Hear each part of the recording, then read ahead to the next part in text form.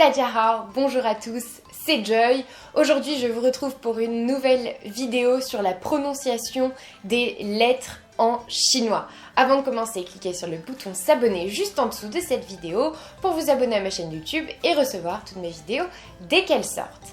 Si la prononciation des lettres vous intéresse en chinois, que vous avez un peu de mal à prononcer ou à différencier certaines lettres, je vous invite à aller jeter un œil à ma formation pour les débutants en chinois que je vous remettrai juste ici. Donc allez voir si ça vous intéresse parce que à l'intérieur, je vous apprends à prononcer toutes les lettres une par une pour que vous ayez une prononciation irréprochable. On commence tout de suite.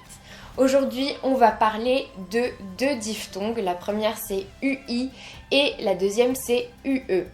J'ai eu un commentaire me disant que on avait du mal à différencier les deux sons. Et c'est vrai que j'ai pu le constater aussi auprès de mes élèves pendant des cours de chinois. Ils avaient beaucoup de mal à l'oral à différencier donc ces deux diphtongues. Donc aujourd'hui, on va essayer de voir comment on peut les différencier et aussi comment les mettre en contexte, donc dans des mots précis, et entendre bien la différence.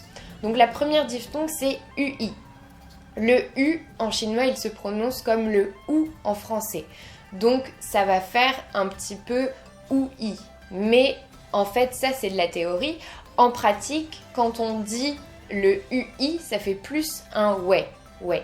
Comme ça, comme on dirait ouais en français, et ben on dit ouais. Ça, c'est la prononciation pour le UI. Le UE, là c'est pareil, on a le U qui va se prononcer ici comme un U en français et le E qui va se prononcer comme un E en français. Donc ça va faire UE, UE. Comme huer quelqu'un, et ben ce sera ça la prononciation. Donc d'un côté on a ouais et de l'autre côté on a UE. Donc je sais qu'il n'y a pas une grande différence entre les deux, mais vous entendez quand même que d'un côté on a le OU en premier et d'un autre côté, on a le U en premier. Donc on a ouais et UE. Donc là vous pouvez commencer à différencier. Si on met maintenant ces diphtongues dans des mots, par exemple on va prendre le mot qui signifie eau en chinois, shui, shui. Donc c'est S-H-U-I en pinyin, troisième ton, donc qui descend puis remonte, donc on le dit shui. Et on va prendre étudier, donc qui s'écrit X-U-E en pinyin et qui est au deuxième ton, sui, sui. Donc vous entendez, dans le premier on a shui, shui, oué, ouais. On a le SH qui se prononce comme un che en français, comme CH en français, donc ça va faire ch. Et ensuite on a le ouais, donc shui. Et dans apprendre, donc sui, on a le X qui se prononce comme un S en français, donc s. Et ensuite UE, donc sui, sui. D'un côté shui et de l'autre côté sui, sui. Donc vous entendez déjà que le son n'est pas le même au départ. Bien sûr, on a d'un côté le che, d'un côté le se. Mais vous entendez aussi que la suite du mot wei est là ue. C'est vraiment différent. Il faut essayer de sensibiliser son oreille à la différence de son parce que c'est très important en chinois. Parce que c'est vrai que certains de mes élèves m'ont dit « Mais je n'ai pas compris, là dans cette phrase, tu as dit étudier ». Donc j'ai pas compris pourquoi tu m'as dit ça en plein milieu d'une phrase où en fait j'ai dit le mot eau, mais ils ont confondu les deux. Et là je leur ai dit bah oui mais tu t'as pas fait assez attention de dire que c'était bien shui et pas sui.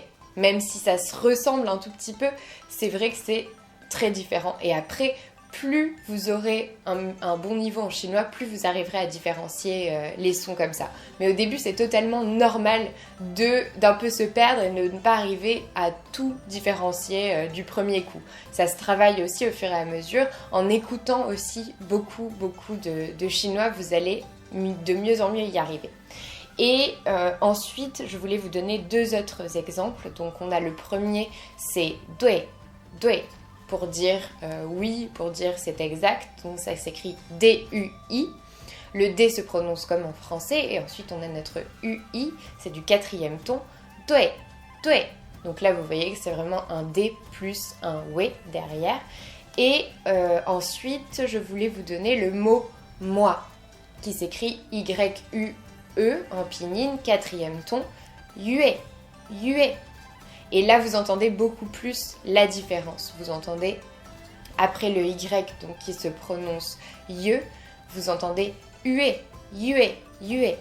Et après le D et ensuite le UI, vous entendez vraiment le ouais, due, due. Voilà, donc j'espère que cette vidéo va vous aider à mieux différencier ces diphtongues en chinois qui peuvent être un petit peu difficiles.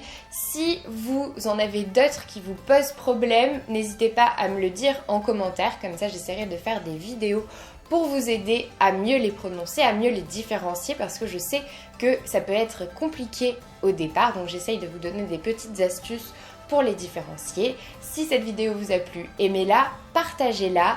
Abonnez-vous à ma chaîne YouTube. Dans la description de cette vidéo, vous pourrez récupérer des guides gratuits pour apprendre le chinois plus facilement et aussi améliorer votre écriture des caractères. Et moi, je vous dis à bientôt pour une prochaine vidéo.